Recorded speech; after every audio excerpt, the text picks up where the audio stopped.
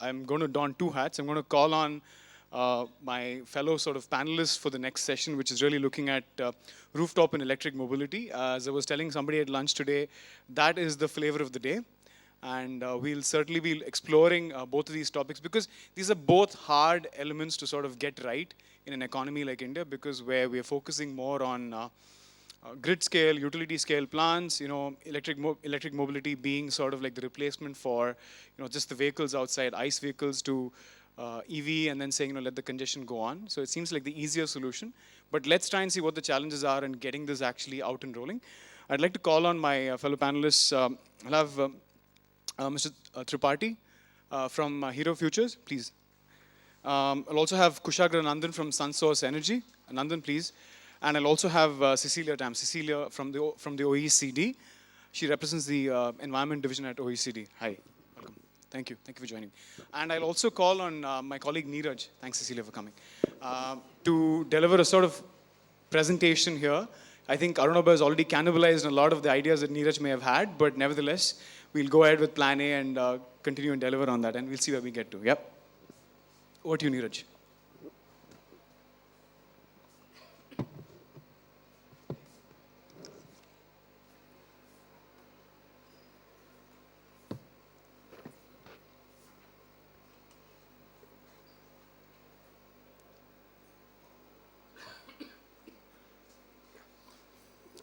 Good afternoon, everyone. Like Karthik said, it's really a tough job after our CEO Arnab Ghosh has already laid out the broad vision. But I'll try to support that vision with some of the data points and a few more insights based on my presentation. So today we are discussing the two new emerging sectors, rooftop solar and electric mobility. So in India, the electricity demand is growing at constant pace for last several decades. The primary driver historically has been the industrial sector, but as we can see from the chart on the right, contribution from the domestic as well as the commercial sector is increasing. This could be primarily because of the increasing urban population in India. We are supposed to have about 40% of our population living in urban areas by 2030. Because of the increasing urban population, the uptake of ACs is also going to cross the 1 billion mark by 2050. Also, the uptake of cars would be about increased by 9-fold in next 20 years. So if we consider the uptake of ACs and conventional vehicles, and we have the electric mobility mission. So if we follow the electric mobility mission, we will be having at least 1 million cars starting from 2030. Those electric cars are going to add significant electricity demand on the grid. So how do we make or meet this demand sustainably? Adoption of rooftop solar in the residential category as well as synergies between rooftop solar and electric vehicle would be very important in this context. So both the sectors also offer many benefits to the economy. If we move from conventional vehicles to electric vehicles, India would save annually about 5.4 billion USD from the oil import bills. This is still 5 times more, even if we assume that we will be importing all the batteries for these electric vehicles. Similarly, rooftop solar also offers a market opportunity of about 40 billion US dollars. There would be many thousand jobs which will be created in the economy from these two sectors. And especially about the rooftop solar, because it is considered to be a loss-making proposition for DISCOMs, but yesterday only we have proved that even though there is revenue loss to the DISCOMs, but considering the other grid benefits of rooftop solar, there is a net positive revenue that the DISCOMs will make from the rooftop solar. Realizing these benefits of these two sectors, there have been many initiatives brought by the government of India. There are capital subsidies to the consumers to incentivize them adopt more rooftop solar as well as electric vehicles. There are also incentives given in terms of tax rebate, reduced GST rates, as well as reduced import duties on the key components. Utilities are also coming up with new business models to promote or increase the charging infrastructure for electric vehicles, as well as to promote the rooftop adoption. Despite all these many initiatives, the adoption of rooftop solar is still limited to 500 megawatt in the residential category. And again, this is despite having 170 gigawatt of technical potential from the buildings in the residential sector. Similarly, even if we consider the penetration of electric vehicles, it is still limited to only 3%. And when we consider four-wheeler cars, it is less than 0.01%. So where are we going wrong? There are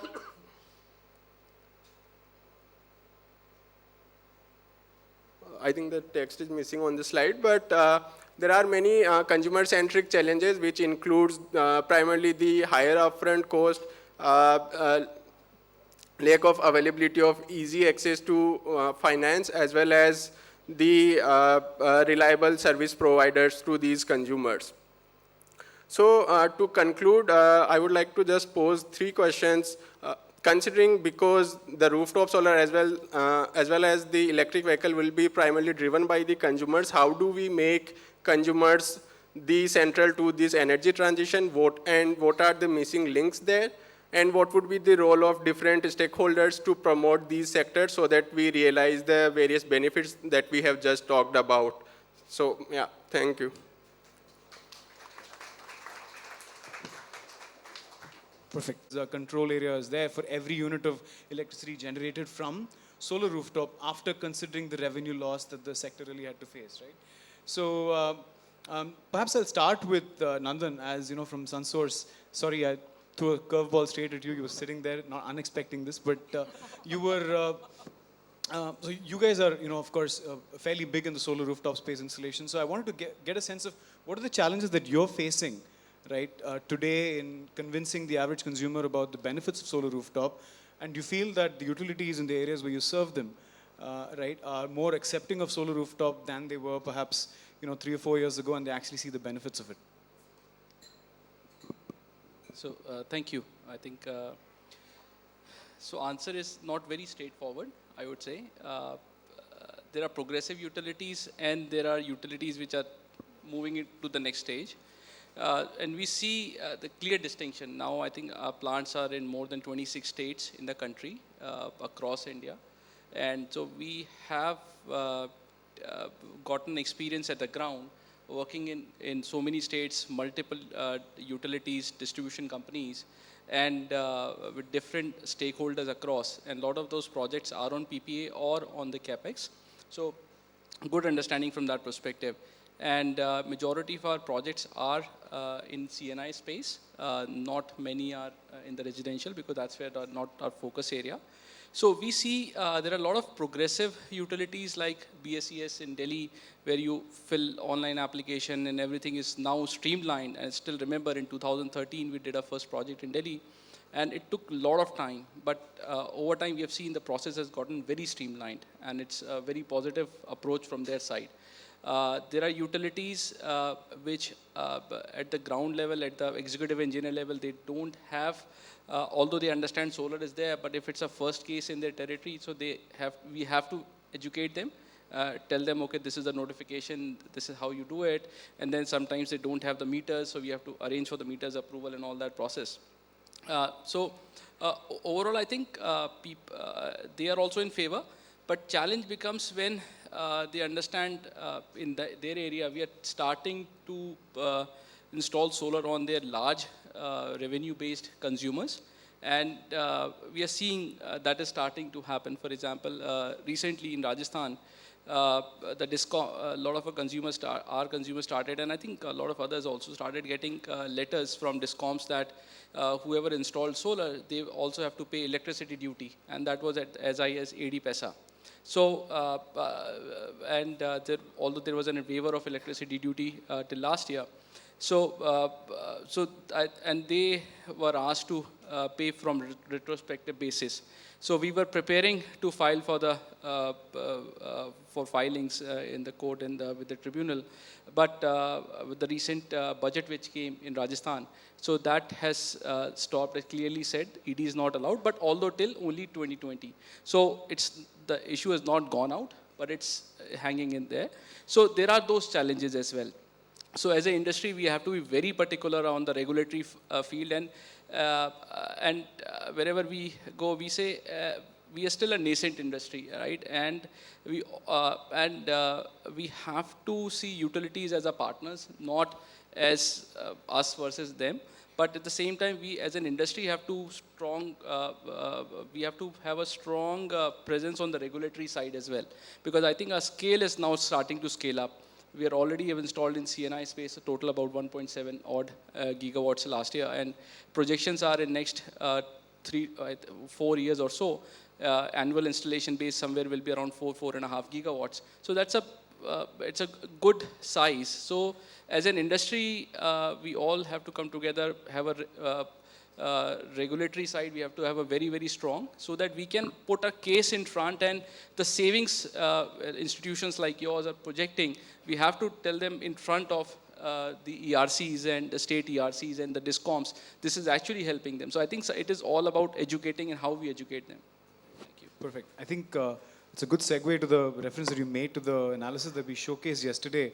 So there's a fantastic tool that Neeraj and his colleagues, Selna and Kumaresh, have come up with, which really illustrates, at a distribution transformer level, what is the saving that a DISCOM can actually expect, or cost for that matter, depending on the consumer mix that you have and depending on the kind of roofs and the insulation that you have, what can you expect to make? And I think that's the level of analysis that's required for them to go in there comfortably, knowing that this is a win-win proposition for us, right? There is a reduction in overall losses, lesser requirement of investment, in terms of upgrading the infrastructure. So completely agree with you on that point. I'll quickly since we're on the point of solar rooftop, Arun, Hero has of course been a pioneer in solar rooftop at one point. Now you guys are focusing a lot on utility scale.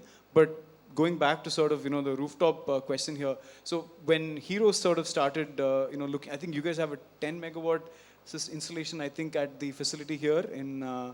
So what were the challenges as a commercial consumer at that point, deciding to switch over to rooftop solar, and then seeing that success that you have with the installation that you've made? Yeah, thank you. If you see in rooftop, it makes economic sense. So if you see the commercial power for the industries and the commercial institution, that is quite high. And if you put a rooftop solar at the commercial or industrial shed, that makes economic sense. So that is a big driver for a industry to go for a solar. And there are many companies who loves to have a green tag, but that is very few numbers. The question is, if it makes economical sense, then more and more people will be adopt this. Right. So have you faced a challenge in convincing any of the consumers that you're currently working with? So, we work with entities that are very, disheartened by the fact that, for example, the open access policies, right, with regard to use of, rooftop space elsewhere, or for example, even ground mounted systems, right, to be able to use the system to ship the electricity into their premises. That has not been really, they've not permitted that. And I think that goes back to the point that you make, Nandan, about having the capacity on the regulatory side, right, to be able to really battle it out with the regulators if necessary, right, and show them that this is something that actually I'm entitled to under the Act, but you're not really enabling it. So, Nandan, maybe if you can tell us, how have you really taken it to the utility, if, in a manner that's not adversarial, but we have really, staked your claim to what is right and, getting your way at the end of it? So I think, as I said, as the industry is scaling up, especially the rooftop, either residential or commercial industrial, so we have to start showing up and actually upping our game as well, just from being pure play installers or RESCO owners or asset owners, to also need to have a seat on the table on the regulatory front as well. We need to educate them more. So one thing we have been doing is having more dialogue with the regulatory commission and DISCOM and transmission companies. And wherever required, we are also filing some petitions as well. So because we are at the end of the day, we all have to realize we are in a heavily regulated industry. So it's not going to be easy, right? And whoever thinks it's going to be easy, I think it's not right. So that is one thing. The other thing which have to also educate regulators more is solar is helping them, and these are the advantages. Plus, the next thing is solar plus storage, right? And a lot of the states are already moving towards time of day usage with differences in tariffs. And because of that, because I think Anurabha also made a point that electricity tariffs are so high in the country. So whereas the states which have already moved towards time of day usage, so a lot of industries are actually moving their production towards night hours because they want to reduce their overall production cost. But there is an efficiency loss because they have to work in night shifts and all that. So so you have to do a lot of analysis. If you can, solar plus storage can help them in that case and move the production in daytime, and at the same time also send out more ancillary services to the DISCOM, which helps them strengthen their grid. So the case which we need to make in front of regulators is not only from solar perspective, but also supporting them on ancillary services, strengthening the grid, and ensuring the industry at the end of the day remains strong in that state. Right, perfect, thank you. You will notice that I think in the panel there's sort of, it's more rooftop and solar heavy, and of course Cecilia has agreed to sort of chip in as the EV expert here, but it also makes sense, EV, as they say, is like, I think the analogy is very good, it's like, teen sex, right? Everybody's talking about it, but nobody's really doing it, especially in India, right? Because what's happening is that a lot of people, right, think about EV as the solution where, you're just taking an ICE vehicle out of the road and you're replacing it with EV, right? And you're discussing the pollution, of course, that comes with it. And you're saying that, okay, effectively EVs will take away the pollution. That seems to be the big driver. But nobody's really talking about the fundamental challenges, right, that lie in making a big transition to EV, right? Specifically in India, at least, I would say the work that we're doing is suggesting that the availability of dedicated parking spaces, right, which you can actually utilize for provision of supply infrastructure, electricity, is a big challenge. In fact, my colleagues and I have been doing a study on the usage of parking assets, and we find that depending on which area of the city you are in, right, cars could be parked for anywhere between 15 minutes and an hour, or for that matter maybe 4 or 8 hours. But then that's a completely sort of on a big curve. So which means that if the expectation is that cars will be parked for about 4 hours typically when they go into a commercial area, right? Or that everybody who's actually going to a commercial area is taking their car out there for the office, for the daily commute. We're obviously mistaken about that. So where would you actually sort of start thinking about this issue? I mean, I'm guessing in the West we've got organized parking. Pretty much you can have dedicated spots where you've planned out the infrastructure, whereas in India it's really haphazard. So what do you think has sort of worked in the West, Cecilia, where sort of you've got more of experience, right? In enabling the penetration of EVs in cities like Paris where you live. So, okay, thank you. Thank you. So, I mean, there's a lot of great examples of how different countries, cities have really taken the leap in helping to roll out electric vehicles. I think the strategies that different countries, both in OECD and China is perhaps the world's best example of a very clear vision for electric vehicle rollout, where they've started really in a more strategic way to ensure that you have the charging infrastructure. You're asking about the parking. And I think in all the countries where we have seen successful rollouts of electric vehicle e-mobility, they've done it in quite a targeted fashion. It cannot really be, I would say, haphazard. They need to meet a market demand. So let's just take China as an example. The first e-mobility that was a great success and still is today are the electric two-wheelers. These were relatively simple technologies. I think today on the road there's something like 900 million electric two-wheelers. In China the figure is probably something in the 300 million range. They're very simple cars. They're not as powerful as others. But the result of that has been that they've been able to get the cost of this technology down to make it affordable to a very large portion of society. And as the market has grown for these relatively simple electric two-wheelers, the cost of batteries has come dramatically down. And this is really what keeps electric vehicles from being quite more expensive than ICEs. China's success has meant that they were able to have electric two-wheelers actually be less expensive than ICE two-wheelers. So there have been a number of other policies that have really helped create the markets for e-mobility, starting at this relatively simple stage. You had dedicated lanes for these vehicles to go in. The charging was very simple because you could actually just plug them in. And from that, they were able to actually build an industry that went to electric buses. Again, China is the world's largest market for e-buses. This was done in an extremely planned, strategic fashion. As a planned economy, that is a lot easier to implement. But then let's move to another part of the world. If you look at the country with the largest penetration of electric mobility or electric vehicles, that's Norway. The reason they were able to do that is because of clear government planning and strategy for the uptake of electric vehicles. There was very coordinated campaigns to inform consumers.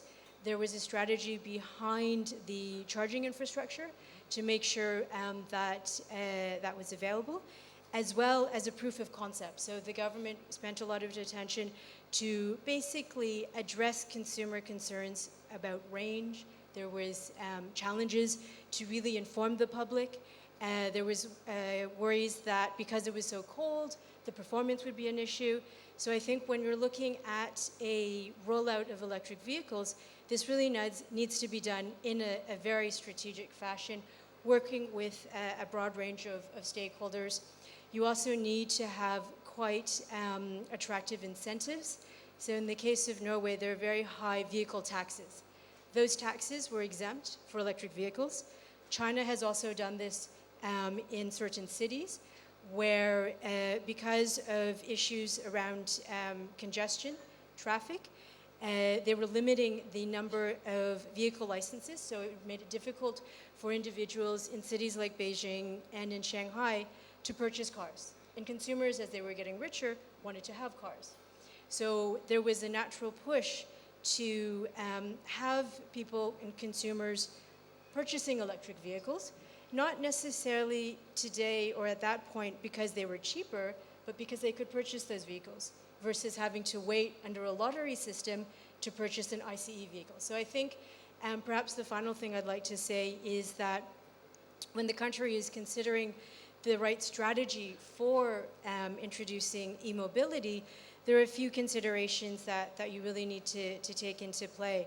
First of all, urban planning will be very important. You don't actually want to create in your e-mobility problems more issues in terms of your grids.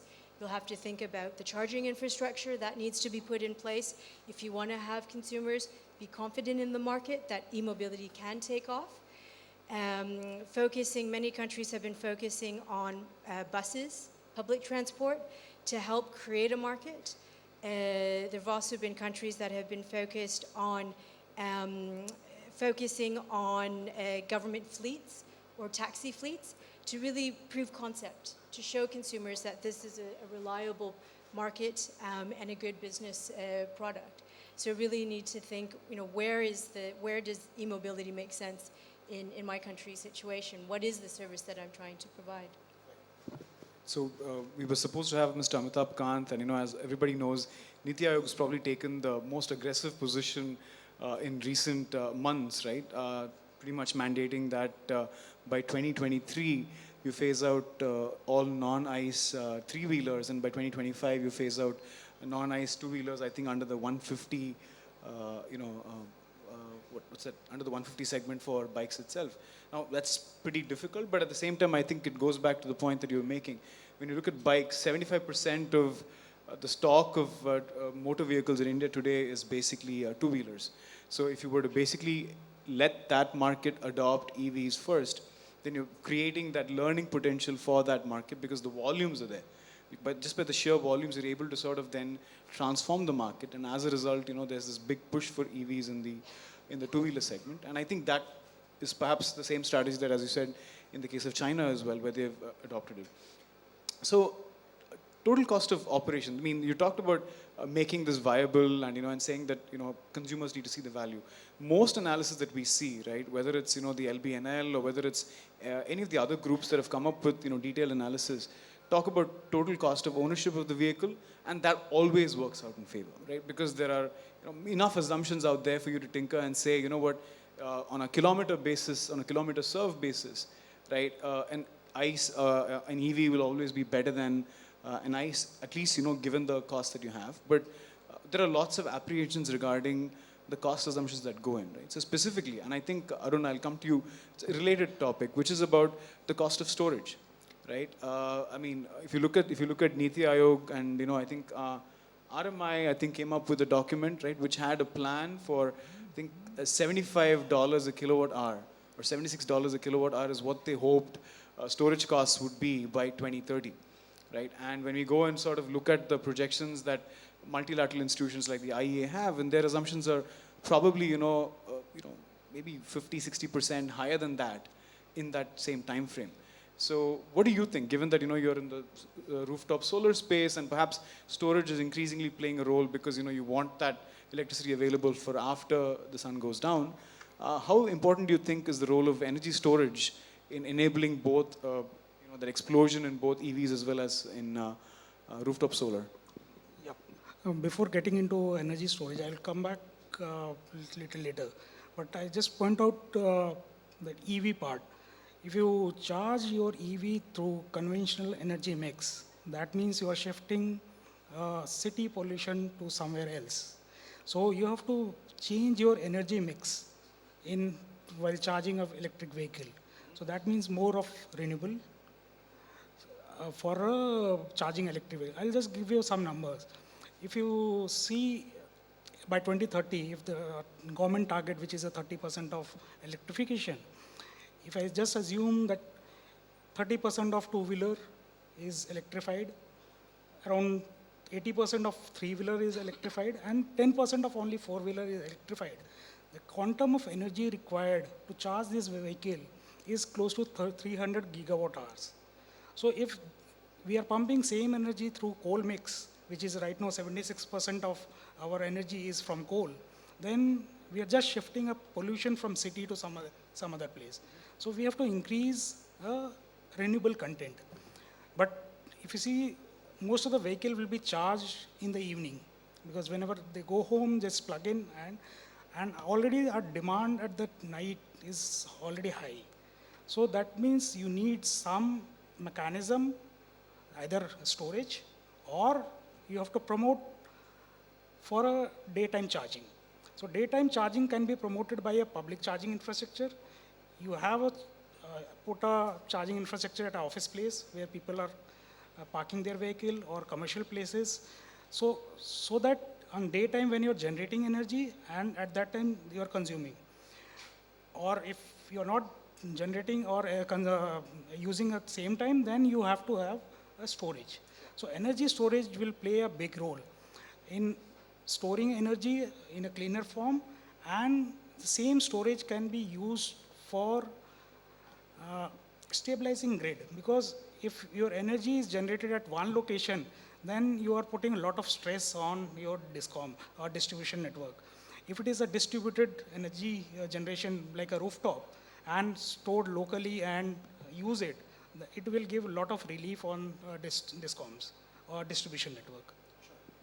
I think the question that I sort of more specifically had, maybe let's try and see whether Nandan's able to kind of get closer to that, was... I'll come to the price. Oh, sure, yeah, absolutely. So definitely with the volume, and if you see the Bloomberg report, what they claim a sell price in 2030 will be close to $70. And if you add all other component, pack and contractor and all that stuff, it'd be close to $80-85 per kilowatt hour.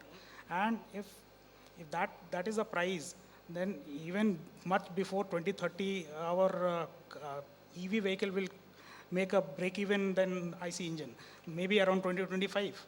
the way the battery prices are going down. Do you see that as a reality? I mean, as an enterprise that's really looking at tapping into this market and preparing for that, do you feel that these projections come with a tinge of reality, or are they sort of very exuberant? What do you think? If you see the solar, if all the projections are wrong, Right. so the way the solar prices are gone down, same way it will happen with the batteries also, because the EV will drive that volume, and with the volume and economy of scale, the prices will be achieved. Right. Nandan, then the question to you is this, right? There is this, there's this Discom sort of downward spiral story that's been doing the rounds for many, I think, months, if not years now, which is that ultimately storage will get cheap enough for you to, install a solar rooftop panel, and cater to your demand, maybe supersize it, generate all the electricity you need for a 24-hour period in that 8-hour stretch, and then sort of be grid independent. This might sort of seem very appealing, especially given the high cost of electricity coming from the distribution utility. But how much of a reality do you think this solution is for commercial and industrial players across the country? You've seen them, of all sizes, right? In perhaps in smaller cities where real estate probably is available for these entities, and maybe in areas like Delhi where you have, sort of high rises and commercial in them where it may not be that feasible. So do you really think that's the future that might sort of be real if, prices go down to the level of, even $100 a kilowatt hour for battery prices? I think what is happening on the storage front is, especially if we talk about commercial, industrial, or behind the meter segment. Earlier, few years ago, lead acid was the key out there, and it actually helped in a lot of instances where diesel was running maybe 15-20 hours, and you have a solar plus a hybrid with storage, and then you have a payback of say about 5 years or so.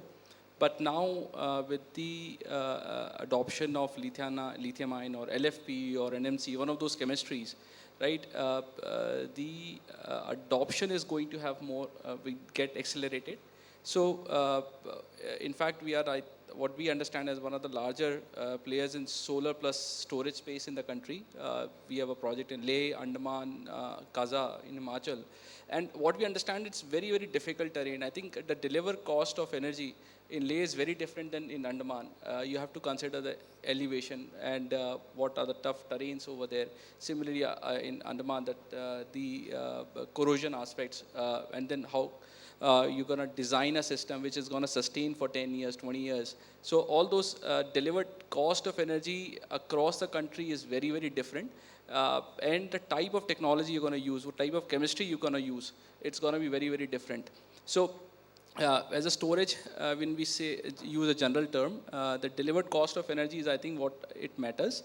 And when it comes to in the plain areas of the country or the central northern cities in the country, as the density starts of the storage starts happening more and more, the deployment will be much easier. And we see next 3 to 5 years, that's where the storage will be more adopted. And we see solar plus storage is for the residential will be somewhere around 5 years down the line in the country. And but for now, specific outlier cases, either resorts or where a lot of diesel usage is there, that's where solar diesel hybrid makes sense. Cecilia, so the question that I really have, in fact, today during the presentation that Kanika made, she was saying one of the objectives of the CEF is to really sort of be less policy reliant and more sort of market reliant when in this transition. So when it comes to the adoption for EVs, right, as far as maybe Western Europe is concerned, or maybe even China for that matter, but China is of course always an outlier because it's a diktat or it's a mandate, right? But at least in Western Europe, do you feel that it's economics driven today, where people feel that given all the levies that exist on an EV, it's better on an ICE, that it's better to switch to an EV? Or is it still sort of like a novelty, which is sort of, an indulgence for maybe the more wealthier in the, in society? What do you think is driving it? Or is it the policy that, we need a certain level of penetration, and, there are incentives that basically then make it palatable to the average consumer as well? I mean, I think it's a really big mix of things.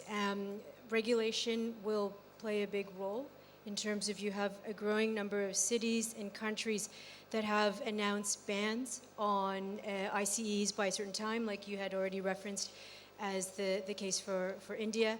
It's a matter of also ensuring consumers feel confident that the product is going to deliver the mobility services that a conventional car would as well. Regulation and pricing incentives have a big role to play in a number of markets. I already mentioned the case of Norway. This is also happening in Singapore, where you have exemption taxes for e-mobilities.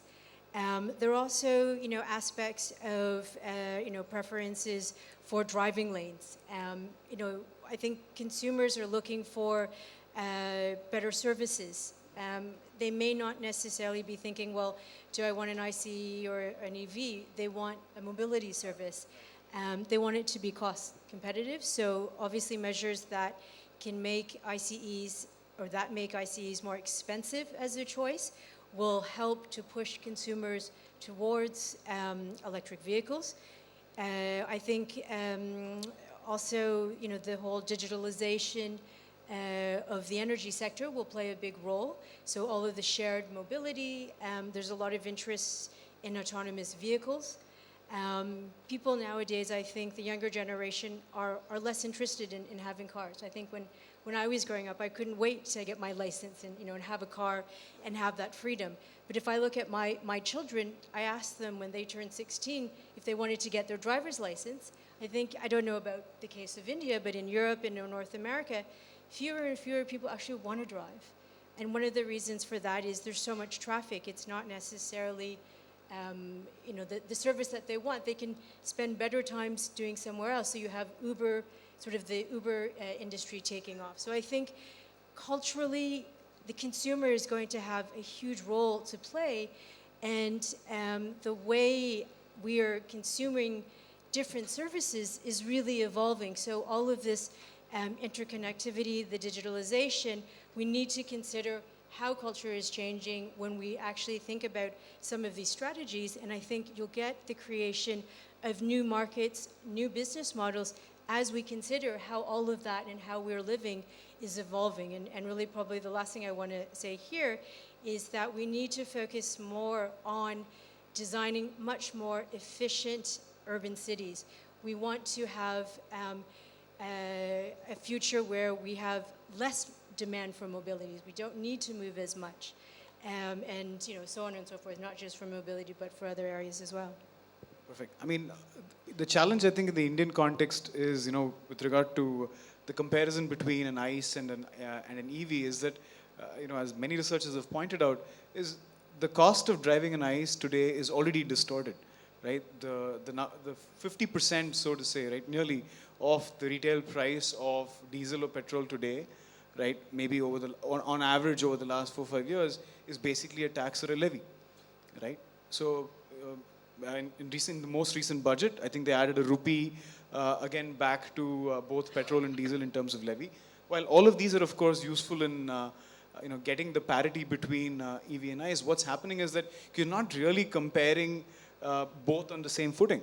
So if the government starts losing revenue on petrol and diesel over the next 10, 15 years as the stock builds up, surely they've got to find a different source of revenue to patch that gap, right? Now, will they start taxing electricity meant for, let's say, charging EVs, right, separately? Would you have a separate ED? Because effectively you can actually monitor, right, those endpoints, because that's how the regulation is set up. And can you then start charging and basically extracting a revenue for that, right? Only then the comparison starts becoming, I guess, more direct. Right? Without that, with all the taxes, I think it's really challenging to sort of say in the Indian context whether price is really going to be a driver or whether it really ought to be. We don't know the counterfactual in the Indian case. I think we've got about 25 minutes more. So we could probably open it up for some audience questions before we come for some last round of comments. And I have a few questions picked up there. It's been okay. So let me just take a stock of how many hands overall. I see, I'll start from the back. There's 1, 2, 3, 4, 5, 6 questions. Okay, perfect. Can we start from the back rows and then we'll move forward? Yeah. They've been patient enough sitting in the back. So, Harsimran, can you get the mic to someone there? Yeah. Hi, Karthik. Shikha this side. I have Yeah. two questions, very quick one. One is for Cecilia. So, what are your, I would say, observations on making EVs more aspirational? Because only when a vehicle is aspirational, it is actually going to change the consumer behavior and actually push people to buy it. And one is for Kushagra. So I want to just have a comment from your side that we see a lot of difficult times in rooftop segment in the short and middle time. And do you see that there is going to be a market correction? It's going to be painful, but do you think that this market correction is eventually going to help us? Or is it going to be even worse? So just wanted to have your inputs on that. Perfect. Okay. So let's answer one question at a time. So yeah, maybe you first. Yeah. Yeah. In fact, same question was asked to me just before I was heading towards on the stage. So my response was, I'll keep my response same. So what is happening in the rooftop space is the consolidation. I think a lot of reports have been written about it already over last few years. And either you have to be a consolidator or you will become basically non-existent. So what is happening in the rooftop spaces, as the industry is becoming larger, we have to play to our strengths, and we are getting noticed by the regulators, I think, which is a good thing as well. So they are also acknowledging as an industry we are growing up. So that's a sign. But point is, we have to have enough strengths in the industry to fight or to put our case across with the regulators. So that's number one. Number two is when the customer is asking, sometimes customer is not knowing what they want. So you have to also educate them. They start a discussion with CapEx and they end up with OpEx. They start a discussion with OpEx, they end up with CapEx. So as a solutions provider, people who have different type of solutions offering, they are starting to basically gain the momentum, and or people who don't have, they have to start forming alliances. So if you look at the numbers overall, the historical numbers and this year's number and projections, actually we're increasing, at least what I recently saw a number at 50% CAGR on year basis as a rooftop industry. So as a whole, industry is increasing, it's becoming consolidated. So other providers have to find a way how to work with other solutions provider, and people have to figure out how they work with each other. So that's what is happening in the industry. Arun, do you have a take on that as well, as a, I guess, a competitor to SunSource in some way? Oh, I agree with him. So generally, if you have to educate to customer, it's more of a customer understand, because it's not a simple box selling. You have to sell as a solution. If they understand better, they are ready to pay for that. Sure. So it's only you have to understand customer need, whether they want to replace with a diesel or they want to grid parity. So what kind of a solution they need. Sure. And just to answer on the grid parity part, definitely the kind of a battery storage prices, the way it is going, and the commercial tariffs are increasing. I expect by 2022-23, you will have a solar plus storage as a grid parity for industrial and commercial application. Okay, heartening to know. Cecilia, on the question of aspirational value of EVs, what's your take on that? How do you make EVs aspirational? If that was what the question was, yeah. Okay, I'm not sure I completely understood the question, but how do you make people want to buy EVs? Is that what the question is in the end? I mean, I think it's a lot about educating the consumer on the values of EVs. First of all, you need to address some of the concerns they may have in terms of the performance of the vehicle themselves. I think there are a lot of incentives that the governments can put in place, cities, to make having an EV more attractive. So there are very sort of soft incentives about you know, not allow, exemptions from different types of taxes, but then very simple things like, you know, free parking. That's been used in some cases. Access to better parking spots. There's a variety of sort of soft incentives. There's, you know, in North America, you have these access to commuter lanes. So making that service more attractive if you decide to purchase an EV.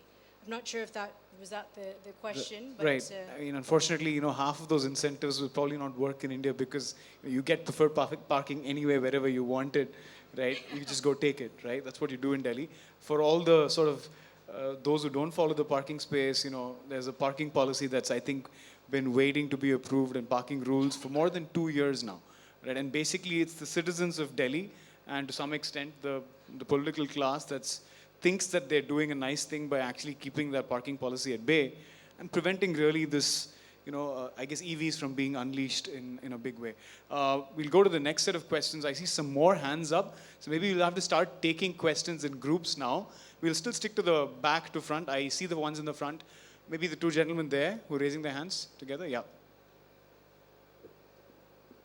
Hi, my name is Anik Agrawal. I am founder of Analytics. We are into solar energy monitoring and analytics.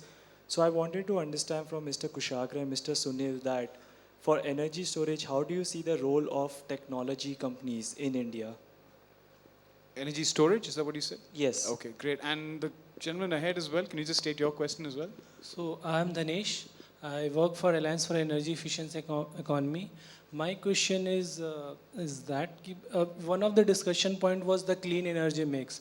So until and unless we have a clean energy mix into the system, there is not going to be a sustainable thing.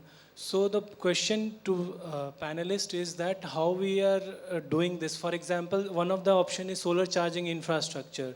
So but if you see the solar charging infrastructure, it's very costly. So what kind of market mechanism could help this transition, and what has been the experience of other countries, for example, Norway and China, how their transition has come into this space of clean energy mix? Okay, perfect. Let's take a few more. I think we have pretty direct questions. So still go from the back. The lady there behind Kaveri, yeah. Okay. Hi, yes. good afternoon. I'm Abha from C Kinetics. So I'll just take this discussion a step further. Like you had mentioned that EVs, we have to make the case for the regulators. And since EVs also provide ancillary services to the grid, so I just wanted to know your thoughts on, you know, V2G, if that could become a reality in India, and by when do you think so that could happen? So just taking this discussion a step further. All right, great. I think we've got 3 questions sort of attempt. So maybe each of you, you know, if you have views on any of those, if you can just quickly respond to as many as you think you're able to. Yeah. I can answer last one, the V2G. So ancillary services, storage will play a big role, either whether it is in vehicle or a stationary storage. So storage will help a grid to stabilize. So the issue is a regulatory part. Right now, we don't have any ancillary services regulatory. So once the frequency regulation, voltage regulation, everything comes up, then you have a better role to play. A lot of storage will be in distributed form. And if you aggregate the second part of a question, which is how technology will help. So there are a lot of platform will be used to aggregate all the storages and a V2G vehicle. That will be aggregated and can be traded in grid form as a large scale. Sure. All right. Nandan? I'll take the first question on the analytics part. First of all, analytics is one thing which now CNI has realized. As the project sizes are increasing, we have to do more and more of that upfront as well as on the continual basis. One is as the project sizes are increasing, and now we are seeing projects which as high as 10 megawatt, 15, 20 megawatt behind the meter. So we need to start understanding the client data, how they behave across 12 months. Is it a 24-hour cycle of the load pattern? Understand, right? And then design a system around it. So that all entails analytics part of it. And a lot of it is understanding their electricity bills, understanding their usage patterns, and then coming up with the right solution. And if you throw in storage as part of it, then it even becomes more and more complex, and what technology you have to pick up. And then once you deploy a system, how do you continue continuous monitoring it, and include that if they have their own cogen plant, right?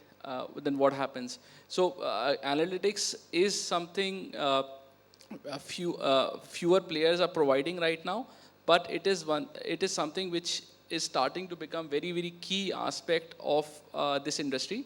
And people who can club these analytics part of it and deploy a solution with solar and storage are going to be able to provide the right solution to the client. Thank you. Perhaps just to comment on the last two questions about the vehicle to grid and the technology. I think when we look at the rollout of electric vehicles together with solar rooftops and this decarbonization of the energy mix, we're going to really need to focus on the opportunities that digitalization will provide as we are continuing to electrify demand.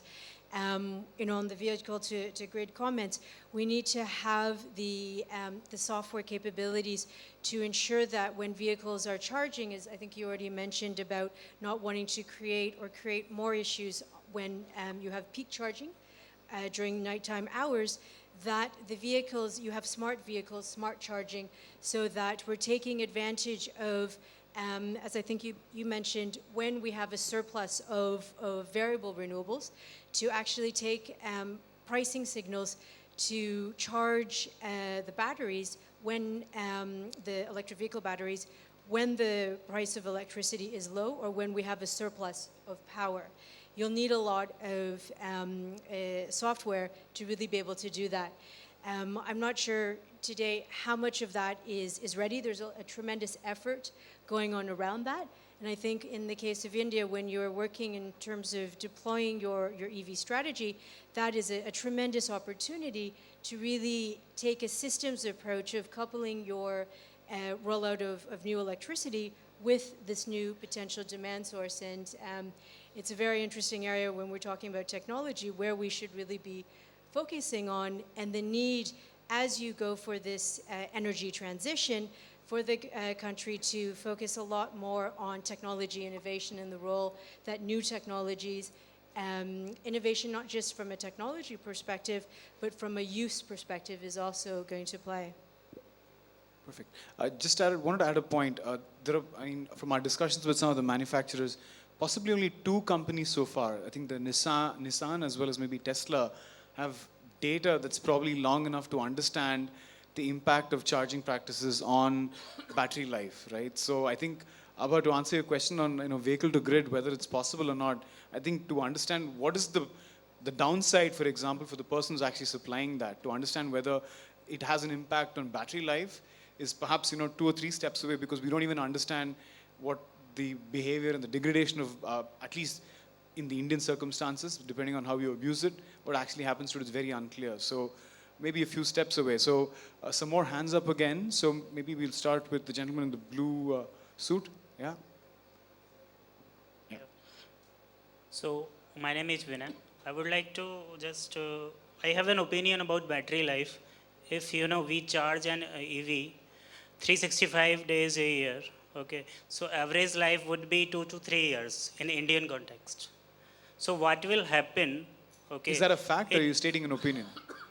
See, it's a fact as well. Okay. Okay. It's a EU study. Okay. And another thing to that, what about waste management? Sure. After that? Sure. Okay. Because owner has to, replace the batteries. It will add on cost to the owner of that vehicle, okay, which will be also high. Sure. And we don't see a vision into waste management. Currently, we are pushing EVs, but we also need to, look after the waste management. Absolutely. Can't disagree with you on that. In the burgundy shirt, as Arunabha called it in the morning. Yeah, please. Yeah. Yeah, my name is Yogesh. I'm a senior research scientist at National Institute of Solar Energy. As you're already aware, when the Jawaharlal Nehru National Solar Mission is launched, that time our target is 20 gigawatt. but we already achieved the 123% growth rate. But still we're finding there's some challenges in a rooftop area. So I just asked to you, what is the 3 major key challenges in rooftop solar energy? Okay, that's unfair question actually to ask, but okay, the lady in the red sari, yeah, please. I was scared what color you'll call. Okay, this is Shubhra from Gotham Solar. So I'll again put Kushagra in spot. So there are 2 pieces of news. One is that 12 rooftop solar companies have shut down, which were prominent names because of falling tariffs and retrospective taking back of net metering. The second piece of news, which is correlated, is that the power supply companies have told the discoms that unless they give bank guarantees, they are no longer going to get a supply. So that means that the rooftop solar companies are going to be squeezed even further. So, but I understand that both Hero and SunSource will have some plan up their sleeves. I just want to understand what are the niche areas that they are focusing on, where they believe that they can make money. Thank you. Okay. All right. They want some trade secrets out of you. So I think we've got 3 very interesting questions. One of that which might take another half an hour for you to answer, but we only have 9 minutes as the clock says. So Arun, maybe you can start and then we can get to the others. Yeah. I would like to comment on the battery life. So if you see most of the prominent or good supplier of battery, they are giving a 4,000 life, cyclic life. If you charge 1 cycle a day, it's like 365 cycle in a year. And if you translate that into 4,000 cycle, then close to 10-year kind of a life. And in fact, most of the European vehicle manufacturers, they are giving either 2 lakh kilometer of running or 10-year of battery life. In fact, the Kona, which is recently launched, that is also giving a 7-year warranty on a battery life. So if you use a good battery, lithium-ion battery, it will give you close to 3,000 to 4,000 cyclic life. For the waste management, most of the battery company, they have to take this obligation to recycle this battery and take back this battery and do a proper disposal. So I'll take up a tough question from Shobra then. So I think rightfully so, what Shobra's point were very clear. There have been a lot of these news, especially about the net metering going out and getting replaced by the gross metering in UP. And secondly, this recent news about some rooftop players shutting shop. So, which is not an encouraging news at the end of the day. And then there was a recent AP turmoil, which a lot of us are already aware of. I think all of us are aware of. But the stay order has come in, so at least that's some relief. For one company at least, and I think hopefully that will start setting up some precedences. So I think from UP all of a sudden changing overnight from net metering to gross metering, and if you look at as an industry, we actually missed the push on the regulatory front on that. If we take a backseat and we observe, what happened in that case was, if you look at in December or towards the end of November, in the night, there was a public hearing was published in the evening, and the public hearing for that net metering, it was from one of the discoms or the UPPTCL, and public hearing happened, and none of us actually from the industry went and attended that public hearing, and that's because we are not regulatory strong from the rooftop space. There are larger utility scale players which have gone to the next level, and they have their stronger regulatory teams. But as a rooftop industry, we need to now strengthen our regulatory teams. And then what happened in that case was, the order was passed, and it was changed to gross metering. Although now a lot of people have filed in ERC to reconsider that, and the motion is starting to move in order to change. But at the end of the day, the discoms have now realized, even in the state of UP, which has a 20,000 megawatt of energy requirement during summertime, which goes down to 12,000 megawatts in winter time, although the population is increasing. There, if you look at from discom's perspective, they are seeing our majority of users are residential, where we don't make much money, and we only have a limited set of A-graded rated consumers on CNI side. So if you all solar guys take them away, then what we gonna do, right? But they're not missing the larger picture, right? Which we are all talking about here. So as an industry, we need to now put more efforts, form more stronger alliances, and we are starting to do that. We're putting an initiative together, and I'll be happy to reach out to you, Shubhra, separately, and how we can join forces and put a regulatory over there. I think it's starting to happen in other states as well. Although from political pushes there, but the DISCOM has their own ways around it. But I think we need to educate them more. Coming to the other question on the recent news. So that is again on the market correction, I would say. If you look at again the data, the industry is increasing, but because of the regulatory challenges and customers asking either CapEx, OpEx, in certain cases where the customers are BBB minus or lower, they don't want to invest on it, or MSMEs. So the lease options should start coming up in that case. And I think Shishir from Sunwest, he's I think working on setting up a lease model, or a couple of other people are starting to do that as well. So once that happens, then a lot of rooftop players will be starting to offer lease models of 5-year, 3-year payback, like typical to consumer financing to people who are asking for 50 kilowatt, 100 kilowatt type options, and that should start creating a much larger solar installation base in the country. But in the meanwhile, I think we'll have to work together who can play to our strengths. If somebody can do better financing, let them do better financing. Other people can be providers to it. But as a whole, industry is growing if you look at the larger data. Cecilia, do you have a response to any of the questions? All right, in which case, before we close, are there any more questions, burning questions? All right, there's 4 of them. So let's quickly just take them and then see how many of them we can get through. But I have one question for all 3 of you at the end of the day. Yeah, Abhijit, yeah, please. Abhijit from Jindal Global University. My question is on electric cars. Unlike in some high-income, low-density countries where you might have a garage for charging your electric car, in most densely populated Asian cities, people park on the street. So to me, the biggest obstacle for increasing penetration of electric cars in the passenger segment is not range, but the charging problem, because you can't leave it somewhere for 5 hours. You have to, if you want, and very, very few people have a dedicated charging spot in their office space. Sure. So mostly it would be charging at night, at home. Yeah. So how do you tackle that problem? Sure. In Delhi, you'll probably have your wheels punctured if you park it outside somebody else's house for too long anyway.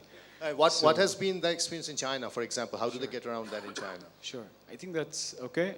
We've got the lady in white there. Yeah, hi. This is Jyoti from JMK Research and Analytics. So Kushagra, this question is directly for you. So government has come up with this Srishti scheme. As a developer, what's your perspective? Is just again a scheme on papers, or do you think there'll be any real benefits out of it? Okay, you don't have to answer that. Yeah, just kidding. It's a very, very difficult question to answer. But yep, from Secure. Yep. Yeah, this is I'm just taking the reference of yesterday, what Minister has said, looking for more and more different forms of renewables, not just the electric or battery. So my question is, what will be the thinking towards going an alternative, finding an alternative in the fuel cell cars? So it's hydrogen stations like that. So Sure. Can it be developed like this is done in Japan, I believe? Yeah. Okay. And I think Rishabh, you had the last question there. Yep. Oh, there are a few more. Let's just take this one and then see how long it takes to answer. And then we'll, of course, you'll always have the opportunity to interact with the speakers later. Rishabh, Hi, I'm Rishabh. Question for Arun and Kushagra. So there are challenges of rooftop, especially related to DISCOM, and of course there are challenges when we think of EVs and storage.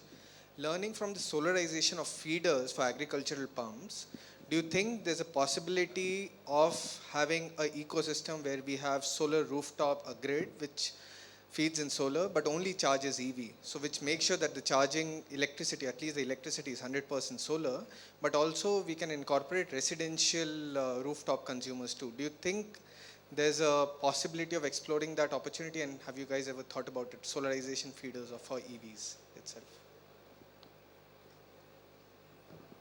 All right. I think we'll okay, maybe the gentleman in the green. Yeah, please. The last question for now.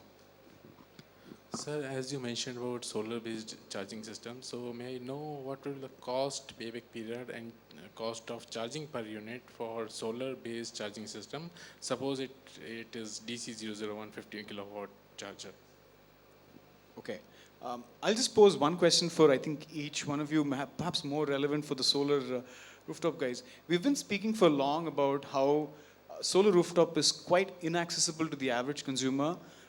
Every time I take a flight, which is not very often, when I tell somebody I work in a not-for-profit that researches solar, the first thing they ask me is, can you tell me, where can I how can I get my solar rooftop installed? Who will come and do it for me? So it's not a product that they can just go and pick off a shelf, in a supermarket where there's clear metrics about, warranty, how reliable this is and all of that.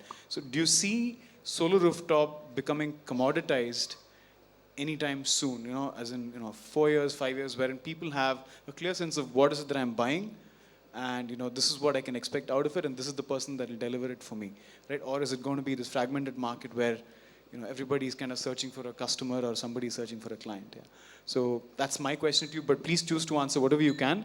Technically, time's up, so 1 minute to each of you to wind up. Yep.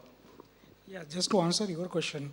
So DISCOM has to play a big role to aggregate residential solar, because getting each and every customer for a private player is a tough task. So as a DISCOM, if they aggregate a volume, and at the back end we can supply a technology solution, and we have a maybe payment mechanism on OPEX model or CAPEX model, whichever way they want.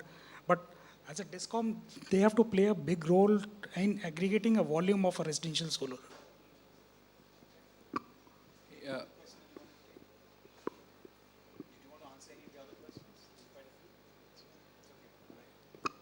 Thank you. So first of all, on the Shrishti scheme, we have not studied it in detail, so can't comment on it as of now. So that's on that. I think as a general to your point, I think which covers multiple aspects, which is I think once the consumer-based financing, like once you can, for example, now you can finance your mobile phone, or if it's 6 months, monthly payments, right, or a yearly payment. So once that starts happening, I think that's when the consumer-based, once consumer-based financing starts coming up, then you will see a lot of adoption, which has happened in the Western world, like Sunruns of the world, which has done a marvelous job in financing residential rooftops and then securitizing them and selling them, and then now, and it has become a process for them, right? Every year, every month now they're doing $50 million, $100 million of securitization of bonds, and then creating it. So I think 4 to 5 years or so, once these consumer finance loans starts popping up, especially for residential and for smaller CNI segment, let's say up to 100, 200 odd kilowatts, then we'll see large scale adoption happening. Till then, it will be more driven by CNI segment, and that to higher rating clients, maybe till say BBB minus or triple B, but largely geared for AAA rated clients.